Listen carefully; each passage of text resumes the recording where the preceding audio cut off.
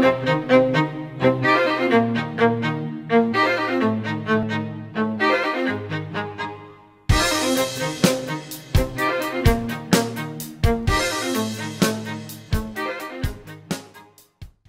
Uffizi Gallery, known more commonly as the Galleria del Uffizi, was constructed by designer and architect Giorgio Vasari in 1560 under the authority of Cosimo I de' Medici.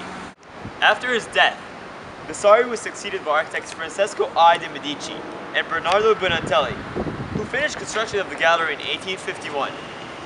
The gallery was originally built to serve administrative housing purposes. However, from 1590, the gallery began to showcase works of art.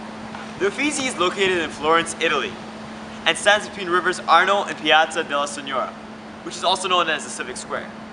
The Uffizi serves as an important example of a structure aimed at positively characterizing public space, as it was the first European museum to be constructed for purposes that were not essentially private.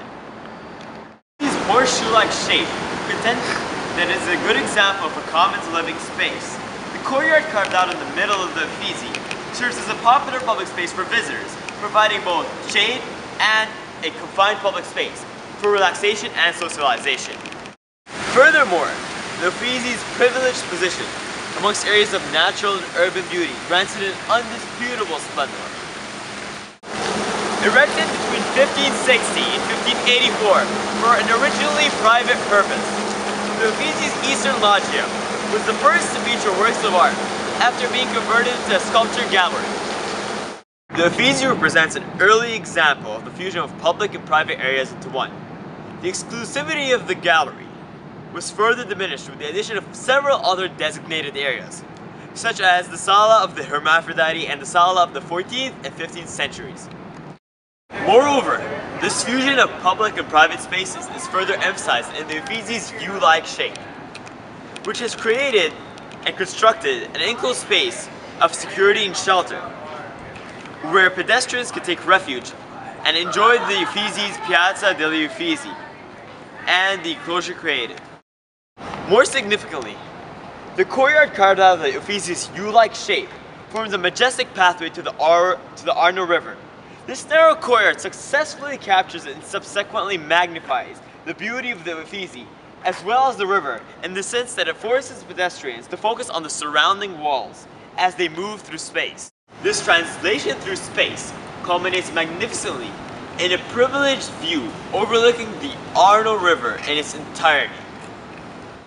Moreover, this implicitly forced transition from an enclosed space to an open one runs parallel with the history of the Uffizi and its own transition from being a predominantly private space to a largely public space for the enjoyment of the population.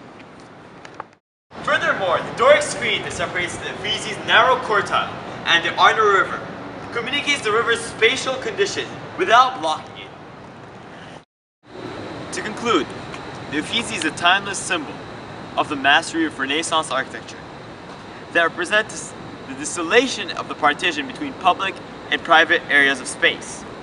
With approximately 40 rooms in its interior dedicated to public showcasing in a predominantly private institution, the Uffizi has indeed redefined the barrier between public and private areas.